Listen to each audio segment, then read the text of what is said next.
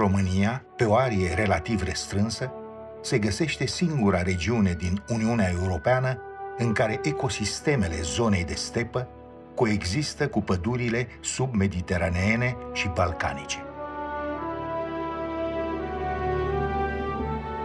Aici trăiesc numeroase specii de animale și plante amenințate cu dispariția.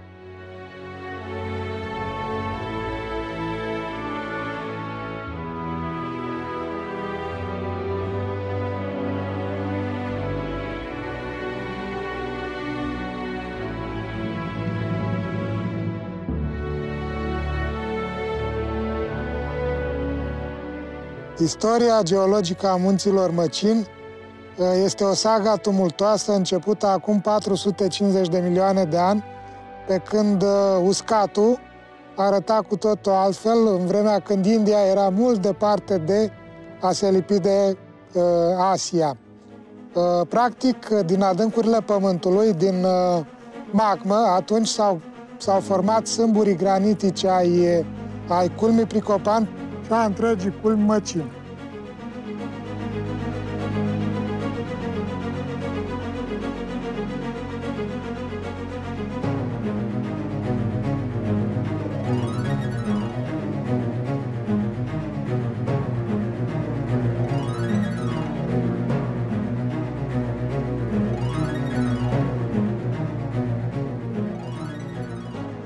Zona este faliată, este o zonă tectonică puternic faliată, generată tocmai de acele presiuni. Practic, evoluția și mișcarea plăcilor tectonice continuă, placa dobrogeană tinzând să subducă plăcii munților Carpați Orientali.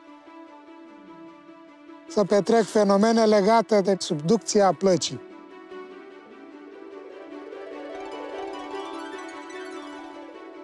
Trecând Dunărea cu bacul de la Brăila, ori venind pe șosea de la Tulcea, întâlnim orașul Măcin și comuna Greci, principalele căi de acces în Parcul Național Munții Măcinului.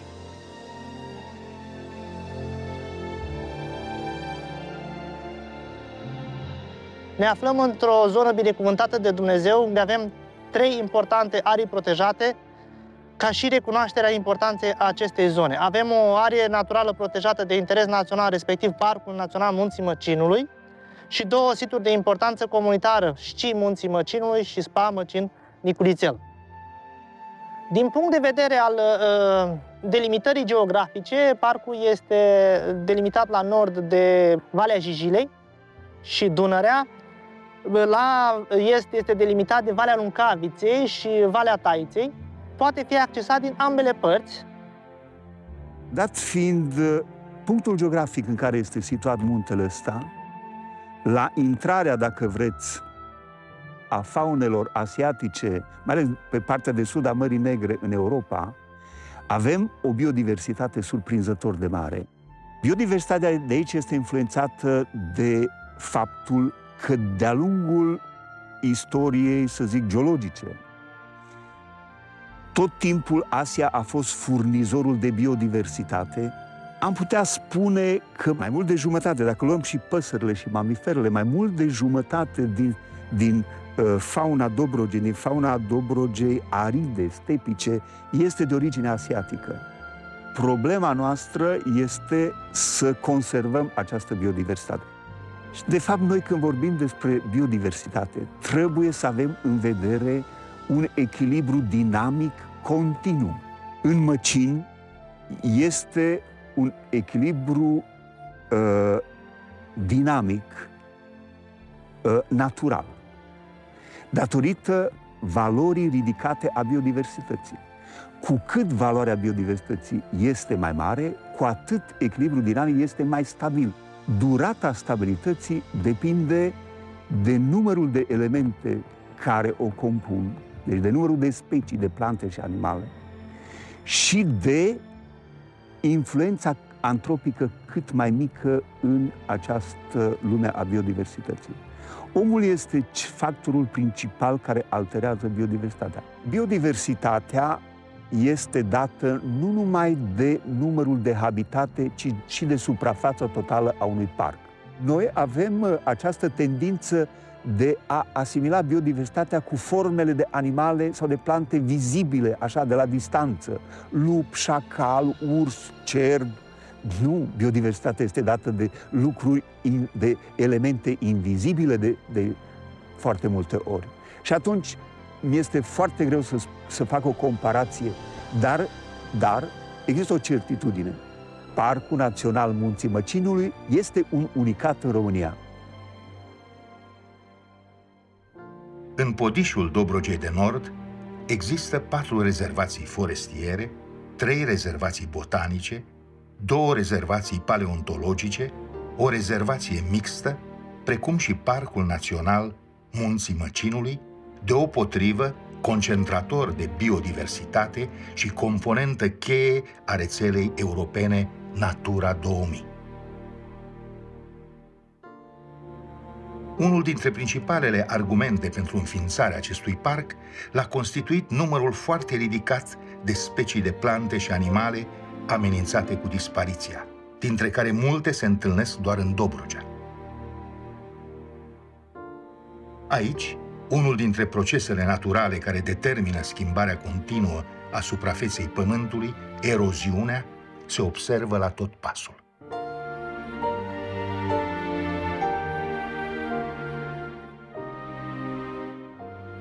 Prima dată la Măcin am venit în studenție, în urmă cu vreo 10-12 ani. Și au fost niște scurte vizite, dar ulterior am revenit de mai multe ori și se adună un material fotografic destul de consistent despre biodiversitatea zonei, atât peisaje cât specii de animale și plante din zonă.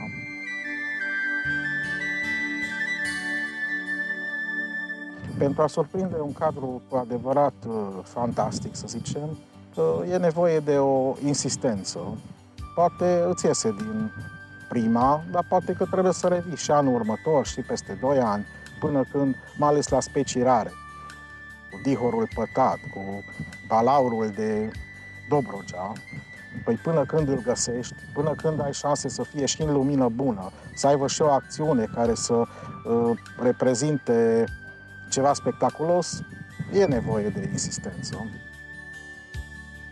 Sunt niște munți foarte joși, dar fiind ei într-o regiune stepică, concentrează o mare diversitate de specii de păsări de pădure care au nevoie de habitate de acest gen, precum și păsări care cuibăresc prin stâncării și foarte multe reptile care au nevoie de habitate stepice.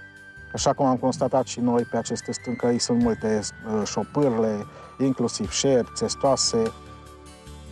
Dacă te uiți cât de mult peisaj dobrogean a fost transformat în niște plantații de viță de vie sau terenuri arate, până la urmă de acolo toate speciile au dispărut, sau mare parte din ele. Iar ceea ce a rămas se concentrează pe aceste extrem de mărunte arii protejate pe care le mai avem, cum este zona Munților Măcin. Parcul Național Munții Măcinului este parte a rețelei de arii protejate din România. Declarat rezervația biosferei în anul 1998, acesta are o suprafață de aproximativ 11.150 de hectare. Aici, sub protecția atentă a administrației parcului, natura își urmează cursul firesc, adunând pe o suprafață mai mică de 1% din teritoriul României peste 50% din speciile de floră și faună ale țării. Munții Măcinului fac parte din bioregiunea stepică și în momentul de față fac parte din situl de interes comunitar Munții Măcinului, care include și Parcul Național Munții Măcinului. Acest parc este singurul parc național din Dobrogea și pe o suprafață destul de mică are un substrat geologic extrem de interesant. Munții Măcinului au o geologie foarte variată, tocmai pentru că rădăcinile lor au rezultat în orogeneza hercinică. Orogeneză însemnând crearea mai multor tipuri de roci metamorfice și granitice, și roci sedimentare.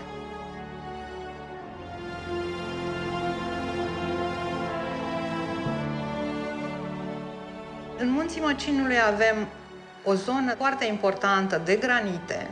Ele străbat o cuvertură sedimentară pe care o și transformă la contact datorită temperaturii la care aceste roci s-au pus în loc. Iar rocile metamorfice sunt tot rezultatul compresiunilor din orogeneza hercinică. O bună parte din aceste roci sunt roci utile.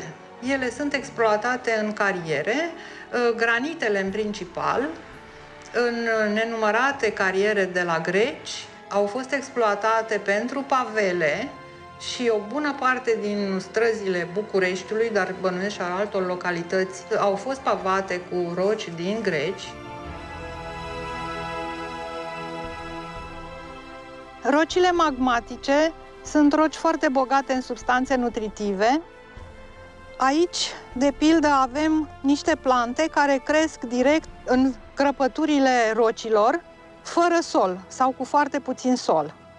Ele sunt special adaptate să crească din piatră seacă, dar aceasta, în primul rând, din cauza substanțelor nutritive conținute de rocile magmatice.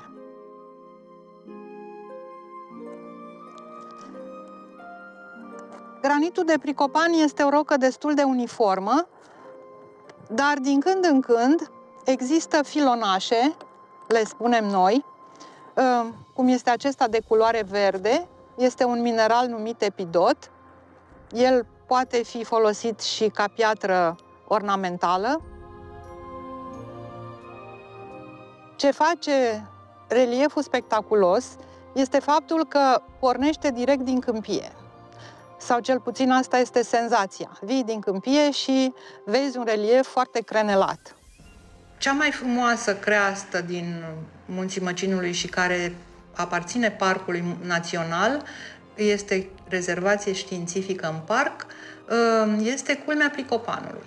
Este formată din granit, cu un relief tipic de alterare pe granite, se numește alterare în foi de ceapă. Această alterare produce blocuri rotunjite, care la un moment dat apar ca niște pietre balansoare, se sprijină într-un singur punct pe substrat și la un moment dat cad și alunecă la vale.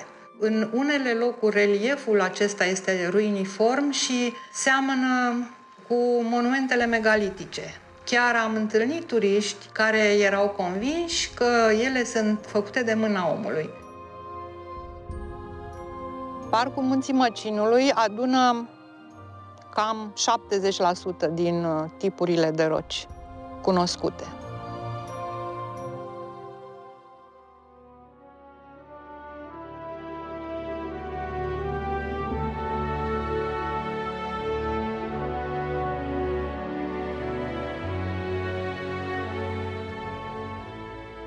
Vizitatorul, ca să poată accesa Munții Măcinului, are la dispoziție 6 trasee identificate de noi și marcate corespunzător. Sunt 6 trasee care pleacă din nord, din Măcin, și traversează culmea principală a Măcinului și culmea Pricopanului. Pentru cei care doresc să practice cicloturismul, am identificat trasee de cicloturism pe drumurile de pământ și pe drumurile forestiere. Pentru cei care vor să privească de sus Munții Măcinului, de sus în ghilimele, noi practicăm turismul ecvestru.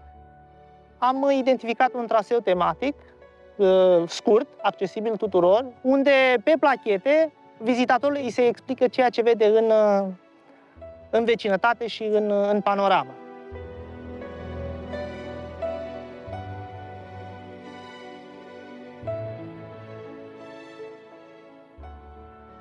Ca destinație de vacanță, Munții Măcinului oferă în orice anotimp o combinație de calități unice, neîntâlnite în alte zone din sud-estul Europei.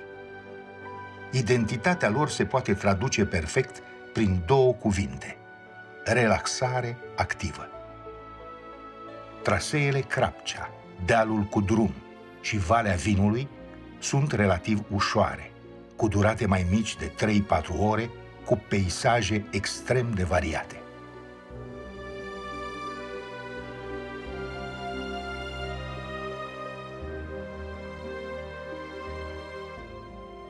Nivelul de dificultate al traseelor variază de obicei între o plimbare în parc și urcatul unui deal.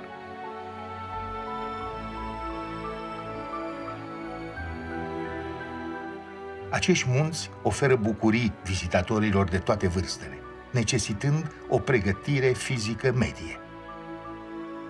Majoritatea traseelor sunt abordabile indiferent de anotimp. Munții aceștia pot fi considerați chiar prietenoși, spre deosebire de alte zone în care natura a rămas suverană. Aici nu se ascund pericole sau animale sălbatice agresive. Chiar și în zonele cu teren accidentat, potecile urmează trasee line, de unde se pot vedea, la adăpost de riscuri, peisajele cele mai interesante. Peisajele generoase cu orizonturi largi pe care le oferă traseele din parc accentuează senzația de liniște, serenitate și echilibru. Aproape oriunde ne-am afla, putem întoarce privirea fie către munții cu forme ce reliefează o violentă luptă între forțele geologice, fie către câmpiile și dealurile care ne bucură cu echilibrul lor orizontal. Munții Măcinului descriu parcă o scenă de bătălie la scară geologică, dar la poalele lor se aștern agale câmpiile.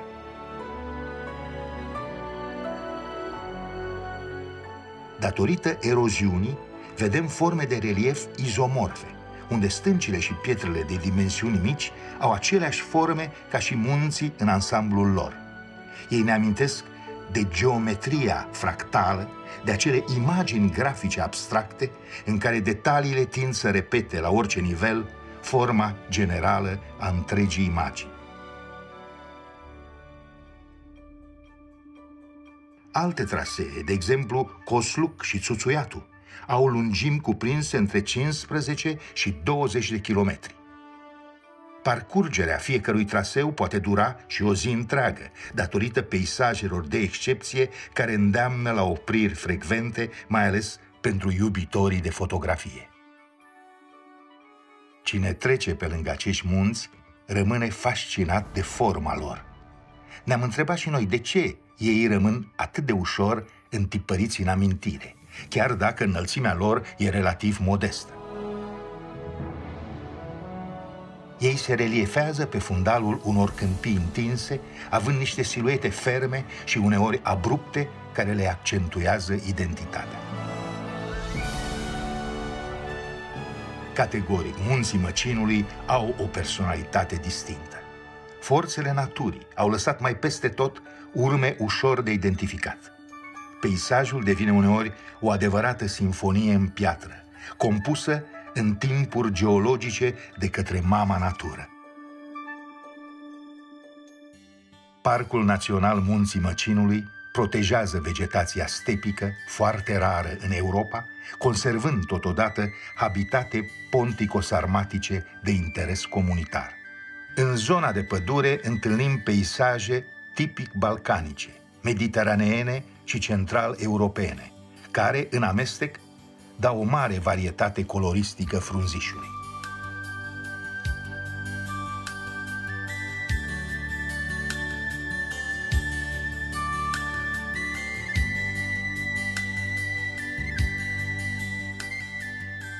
Turismul durabil, care nu afectează capitalul natural, include și drumeții tematice, cu ghizi puși la dispoziție de către autoritățile parcului.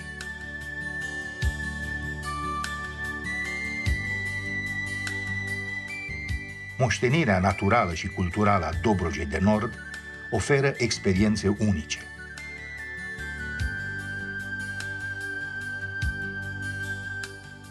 Amatorii de drumuri neumblate pot explora și zone care oferă surprize la tot pasul.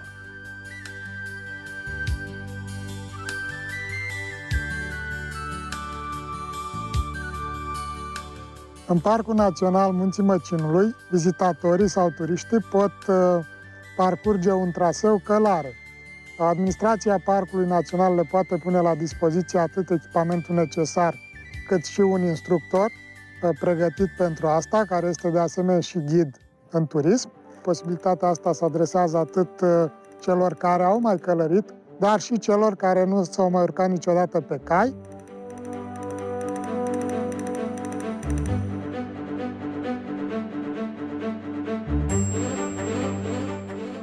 Traseul ecvestru din Munții Măcinului este unul dintre cele mai interesante de la noi din țară. Pentru a ajunge însă aici a fost nevoie de o muncă intensă.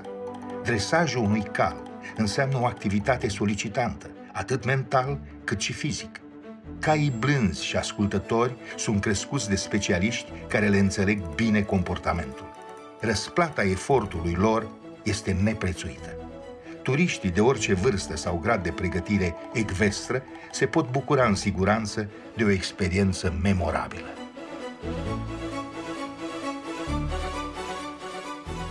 A fost foarte, foarte frumos. Recunosc că mi-a fost cam frică prima dată.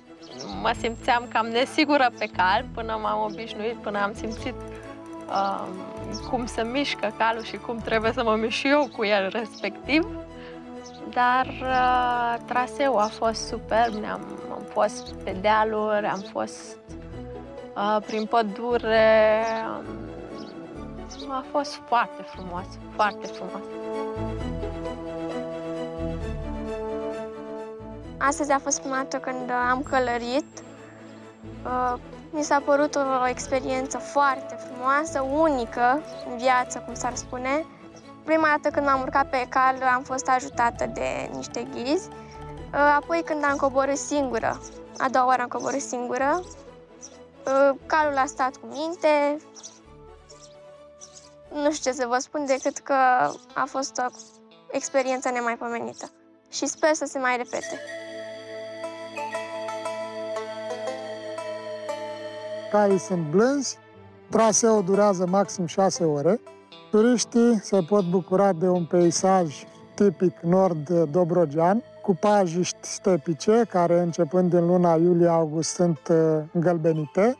De asemenea, pot vedea peisaje de pădure cu stejar pufos. Ajungând într-un punct al traseului, au priveliști panoramice asupra întregii depresiuni a Văii Greciului, de asemenea asupra rezervației Moroianu și a întregii culmi Măcin.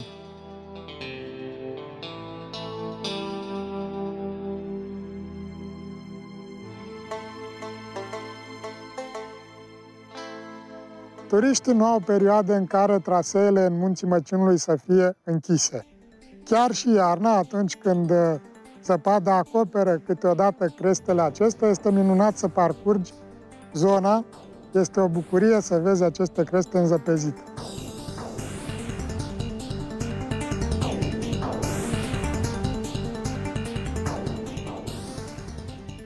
Cicloturismul sau turismul pe bicicletă s-a născut probabil odată cu apariția acestui mijloc de transport prietenos mediului. Amatorii de senzații tari, dar și cei care vor pur și simplu să facă sport, găsesc în Parcul Național Munții Măcinului un traseu realizat pe mai multe trepte de complexitate. Vara, plecările se fac de obicei dimineața de vreme, pentru a prinde și câteva ore de răcoare. O tură cicloturistică reprezintă o experiență plăcută, o combinație între sport, natură, călătorie și cultură.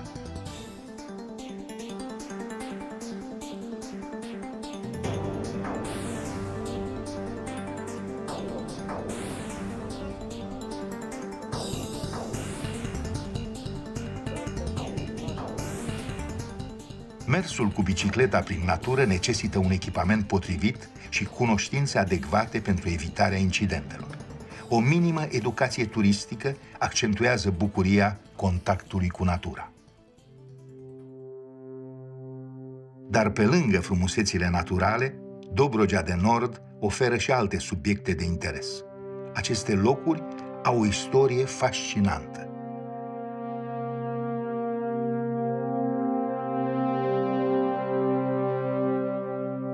Pământul Dobrogei este un pământ locuit de mii de ani. Este un pământ unde la tot pasul întâlnești vestigii, la tot pasul calci peste cioburi de ceramică, care a fost folosită de strămoșii noștri. Sunt o serie de așezăminte, o serie de situri arheologice care pot fi vizitate în zona Parcului Măcin, în zona aceasta de nord-vest a Dobrogei, și pot să amintesc cetatea Dinogeția, de lângă Garvăn, situl arheologic neolitic de la Luncavița, Noviodunum la Isaccea, Arubium la Măcin. Iar în afară de cetățile cunoscute, urme ale imperiilor roman și bizantin se găsesc pretutindeni. În siturile arheologice, săpăturile scot uneori la lumină straturi succesive ce conțin vestigii din secole diferite. Mărturiile cele mai vechi se găsesc în adâncime, dar la ele se ajunge numai după ce se asigură prezervarea vestigiilor mai noi aflate lângă suprafață. În antichitate, regiunea era locuită de getodaci, dar și de către grecii care au înființat primele colonii și au dezvoltat comerțul maritim. Cucerită de armatele persane ale lui Darius, iar mai târziu de macedonenii lui Alexandru cel Mare, Dobrogea a devenit parte a Imperiului Roman. Timp de peste 400 de ani, cultura acestui imperiu s-a impus, lăsând urme durabile până spre sfârșitul secolului al IV-lea. A urmat apoi Imperiul Bizantin. Sub împăratul Justinian I, cetățile cele mai importante de pe Dunăre, între care Noviodunum și Troesmis, au fost reconstituite în forma pe care o vedem astăzi. Ulterior, câteva popoare migratoare au atacat și distrus o parte dintre vestigiile civilizației locale, dar au și contribuit la marea diversitate etnică ce caracterizează această regiune. Ulterior, prezența în zonă a etniilor a continuat să se diversifice. Spre exemplu, negustorii genovezi, pentru a-și apăra interesele comerciale în zona Mării Negre, au preluat și au întărit vechea cetate Enisala, pe care o survolăm acum.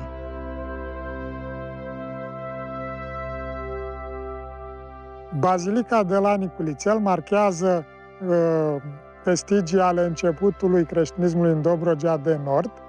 Probabil mormintele celor 4 sfinți găsiți acolo sunt puțin mai târzii decât perioada în care apostolul Andrei cutreiera aceste meleaguri, răspândind ideile creștine. Mormintele celor 4 sfinți de la Bazilica de la Niculițel datează din perioada timpurie a creștinismului în această zonă.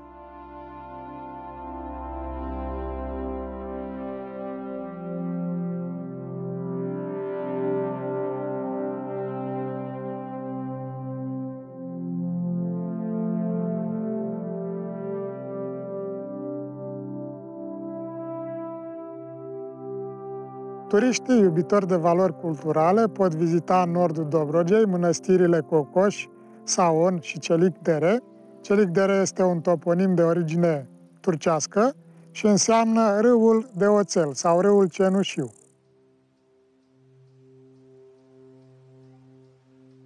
Aici, potrivit documentelor, prima biserică a fost ridicată pe la 1840, din lemn, cel mai probabil de către călugări români și ruși întorși de la muntele Athos.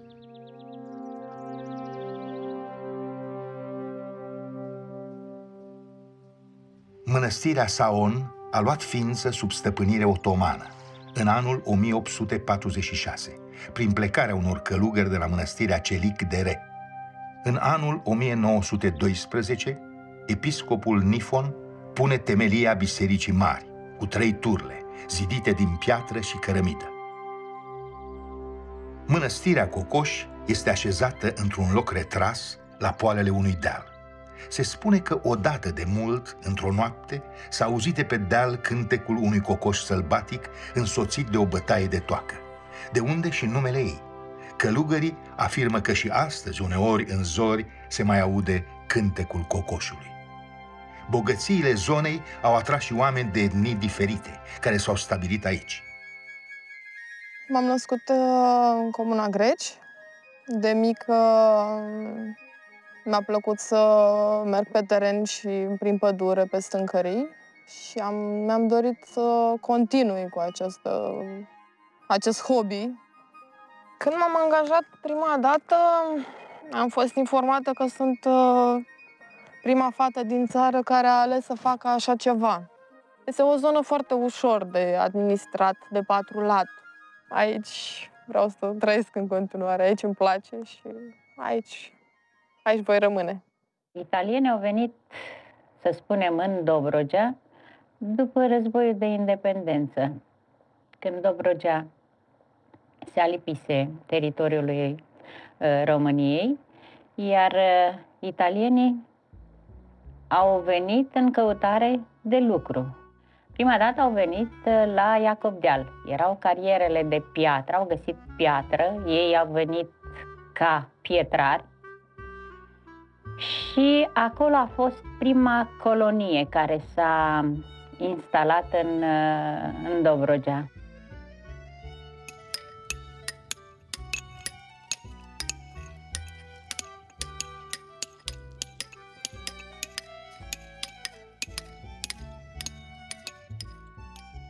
Prelucrarea pietrei este o artă. Nu întotdeauna toată lumea se pricepe să lucreze. Ca să poată să lucreze un bloc mare de piatră, trebuie într-adevăr să-i găsească inima pietrei, care se cheamă lapioda. Dacă nu nimerește locul acela, piatra se sfarămă bucăți și atunci nu se poate prelucra.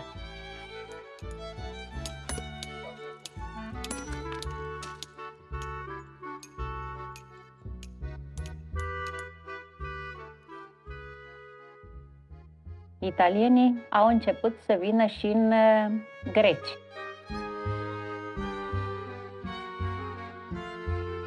În afara muncitorilor care lucrau în piatră, au mai venit și agricultori. Cei care au lucrat pământul au renunțat la cetățenia italiană ca să poată să-și cumpere pământ și s-au stabilit în interiorul localității.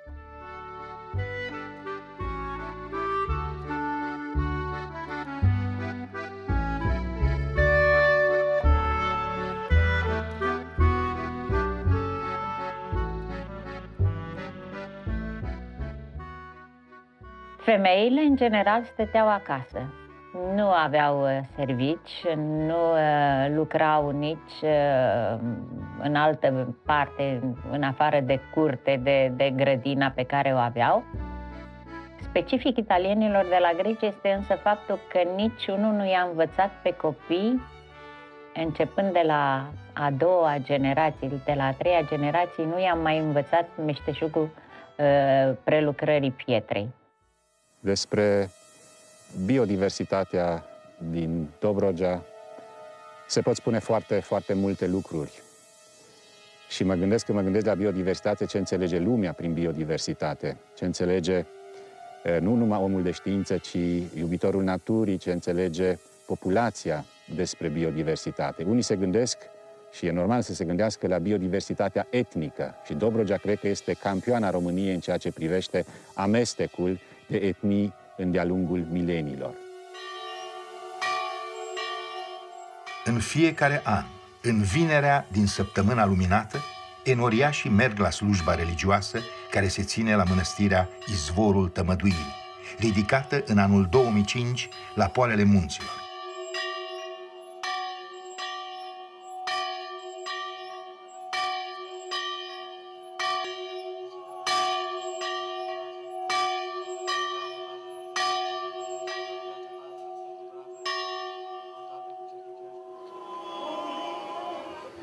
Și să fie minele mare lui Dumnezeu și Mântuitorului nostru Iisus Hristos, cu voi, cu toți.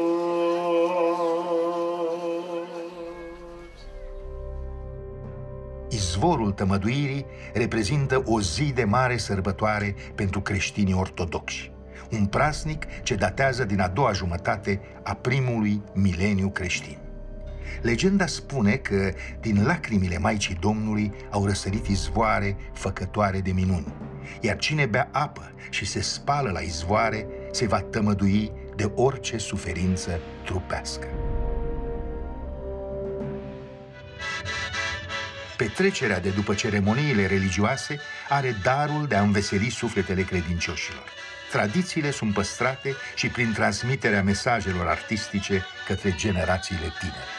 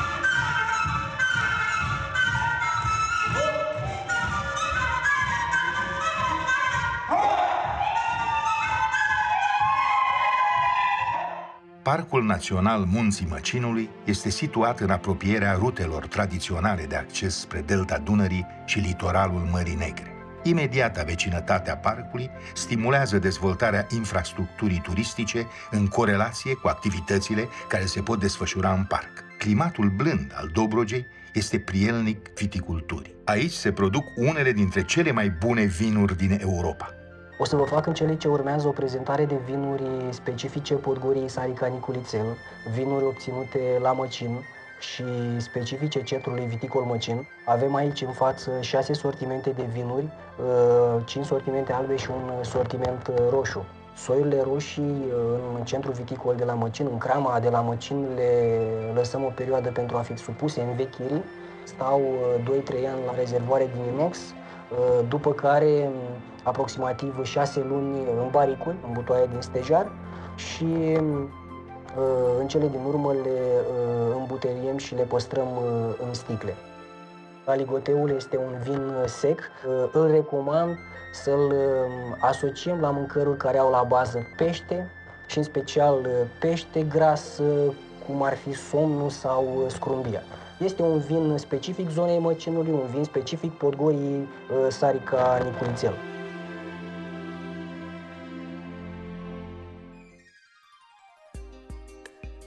Dealurile de la poalele munților oferă condiții favorabile pentru formarea curenților de aer ascendenți. Culmile abrupte deviază vântul creând curenți verticali sau curenți termici pe care nu numai păsările știu să-i exploateze pentru un zbor îndelungat.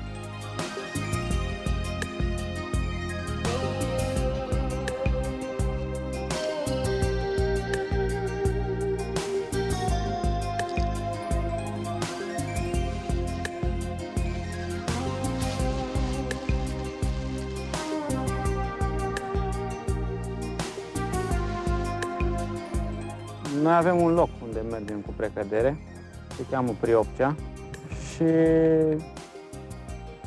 e un loc bun în special pentru zborul de distanță, zborul termic. În 2007-2008 am venit prima dată în Munții Măcinului, adus de ceilalți parapantiști. Sunt mulți care zboară de foarte mulți ani aici și așa am aflat și eu de locul acesta. Priopcea este un fel de meca al zborului liber în Dobrogea, deci o zonă în care noi ne adunăm primăvara și toamna.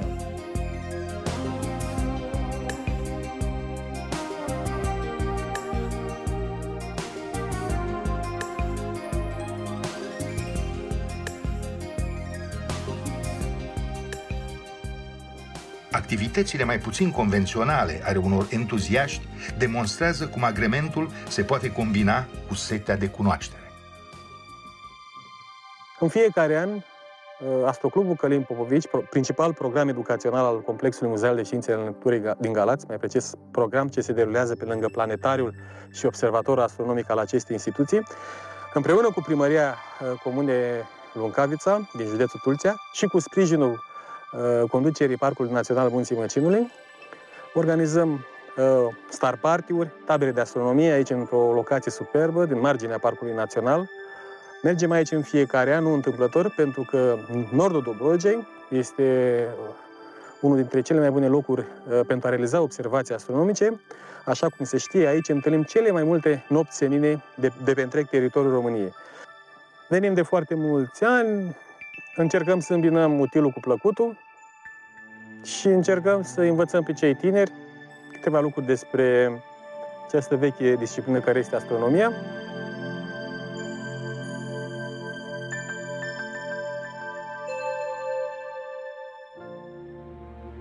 Localnicii sunt conștienți de potențialul turistic pe care regiunea îl oferă cu generozitate.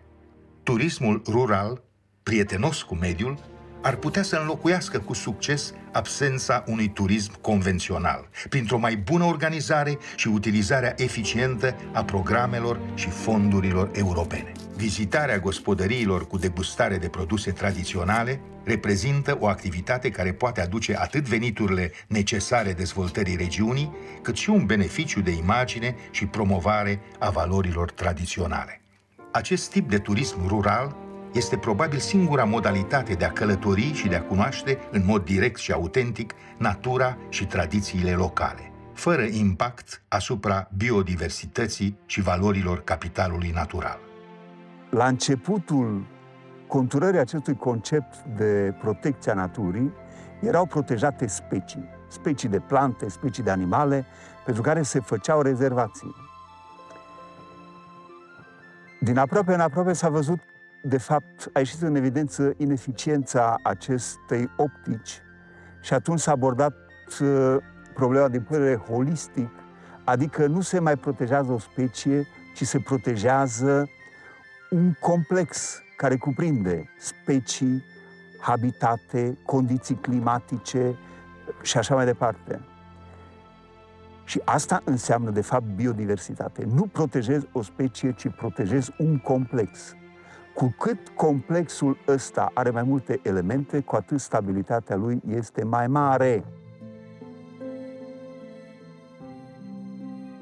Munții Măcinului se bucură prin poziția lor de o mai puțină poluare față de alte zone ale României și ale Europei, în primul rând. Din acest punct de vedere, cred că nu trebuie făcut mare lucru. Ceea ce trebuie însă făcut este de a cunoaște cu amănunțime speciile rare, speciile care sunt caracteristice munților Măcini, și aceste specii trebuie protejate. Pe lângă speciile rare și foarte rare, în Munții Măcinului adăpostesc și specii superlative, ca de exemplu superlativul mărimii. Cel mai mare fluture din Europa este prezent și în Munții Măcinului, anvergura lui depășește 12 cm, deci mai mare decât palma unui om. Este fluturele ochi de păun de noapte, care zboară începând cu sfârșitul lunii aprilie, începutul lunii mai, până la mijlocul lunii iunie. Omizile acestui fluture se dezvoltă pe diverse specii de pom fructiferi și specii de arbori și arbuști existenți în marginea pădurilor din Munții Măcinului. Se numește ochi de păun de noapte pentru că pe aripile lui vom vedea 4 oceli pe care păunul mascul le are pe penele cozii sale.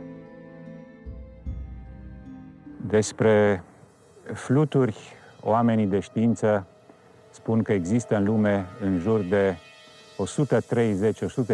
130-150 de mii de specii. În România sunt înregistrați până acum cam 4.030 de specii și estimăm că ar fi în jur de 5.000 de specii. Sigur, majoritatea dintre aceștia nu aparțin fluturilor de zi, fluturilor diurni, care sunt frumoși colorați, ci dimpotrivă fluturilor de noapte. În Munții Măcini există înregistrați în jur de 900 de specii de fluturi. De ce sunt mai mulți fluturi noaptea? Pentru că ei, în timpul zilei, se camuflează și pentru a se camufla, ei nu au culori stridente. Atunci când au culori țipătoare, înseamnă că acești fluturi nu sunt comestibili pentru păsări și pentru tot ceea ce se hrănește cu fluturi. Deci culoare roșie, verde înseamnă culoare de avertizare. Stop, eu sunt toxic. Majoritatea fluturilor de noapte au frumoase culori de camuflare, seamănă cu frunzele, seamănă cu scoarța copacilor, iar unele dintre larvele sau omizile fluturilor seamănă cu excrementele anumitor păsări. Deci sunt perfect camuflați. Dimpotrivă, fluturii diurni, ei au culori, iar aceste culori sunt semnale, sunt mesaje de dragoste transmise de către masculi spre femele, care sunt dublate apoi de mirosuri, așa numiți feromoni, de atracție, prin care femelele atrag masculii.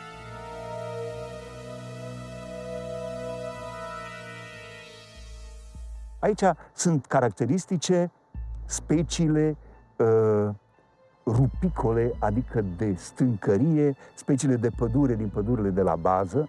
Probabil cea mai rară specie este șoimul dunărean.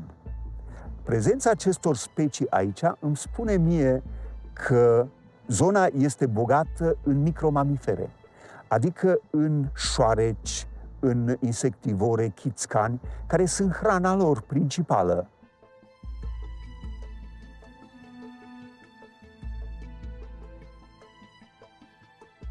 O asociație de specii este formată din popândău, care este o formă asiatică prin excelență, și prădătorul lui principal, dihorul de stepă. Atât de indisolubil sunt legate aceste specii, încât, deși sunt dușmani de moarte, trăiesc în același habitat. Fauna de reptile este bine reprezentată pe toată culmea Pricopanului și pe luncile din jurul acestei culmi, mai ales în perioada de primăvară, sunt evidente exemplarele de țestoasă dobrogeană. Țestoasa dobrogeană este un spărgător de desiș, așa l-am putea numi. Și dacă aici vegetația este o vegetație și arboricolă, dar și arbustivă, înseamnă cu spini, cu tufărișuri din astea, este un habitat tipic pentru această țestoasă. De aceea se găsește și în număr atât de mare. Alte specii de reptile, vipera cu corn, o subspecie care diferită de subspecia de la noi din Transilvania și de pe Valea Cernei, se găsește în număr relativ de indivizi relativ mare aici. Apoi balaurul, o specie care s-a crezut acum vreo 15-20 de ani că a dispărut din Dobrogea, are acum un reviriment. Tot mai multe semnalări sunt din munții Măcinului și până în pădurea Hagieni. Reptile mici sunt destul de puține. Cea mai frecventă specie este gușterul, tot o subspecie dobrogeană, sau șopârla verde, dacă vreți.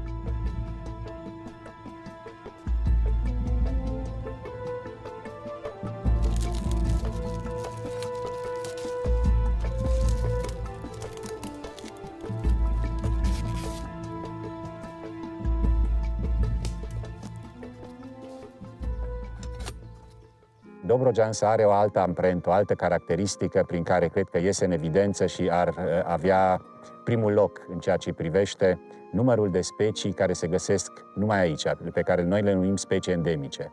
Sunt acele specii care dau amprenta, care dau caracteristica grea a unei regiuni. Și când mă gândesc la aceste specii endemice care se găsesc numai aici, mă gândesc sigur la plante, dar și la cele numeroase nevertebrate și dintre aceste nevertebrate, în primul rând, insecte. Prin anii 80 am început studiul nevertebratelor și, în primul rând, insectelor din Dobrogea de Sud, iar după 90 mi-am orientat atenția spre Dobrogea de Nord, în primul rând, zona aceasta a munților Măcini. După anii 90, când am început cercetările, am avut câteva satisfacții extraordinare pentru lepidopterofauna României și cea mai mare surpriză am avut-o când, într-o noapte, am reușit să identific la capcană un fluture pe care nu-l văzusem niciodată. Am ajuns la concluzia că este vorba de o specie necunoscută pentru știință, deci necunoscută în întreaga lume. Era un fluture mare, era un fluture de noapte cu anvergura aripilor de 5-6 cm, deci un fluture foarte mare pentru Europa, pe care l-am publicat atunci cu denumirea de Poliacheru. Parcul este abia la început în organizarea procesului de vizitare și dezvoltare a turismului. Elementele care exprimă potențialul turistic al munților Măcin pot constitui factori determinanți pentru dezvoltarea turismului rural în cadrul acestei frumoase zone a României. Obiectivele ușor accesibile, utilizând traseele marcate sau chiar șoselele, sunt formate în mare parte din elemente ale cadrului natural, peisaje, rezervații științifice sau monumente ale naturii. Un bun exemplu este rezervația Valea Fagilor, relict terțiar al codrilor seculari ce acopereau odată aproape în întregime această regiune a Dobrogei. Provocarea actuală este dezvoltarea durabilă a regiunii. Tipurile de activități deopotrivă permise și oferite, cât și infrastructura de transport și de cazare trebuie să ofere turiștilor posibilitatea să petreacă în zonă mai mult de o noapte sau un weekend. Parcul poate juca un rol important în economia locală. Deja s-a realizat primul pas prin poziționarea Parcului Național Munții Măcinului în cadrul rețelei europene Natura 2000. Și nu vorbim aici numai de țara noastră, România. Importanța habitatelor din Parcul Național Munții Măcinului este de netăgăduit, atât la nivel european, cât și pe plan internațional.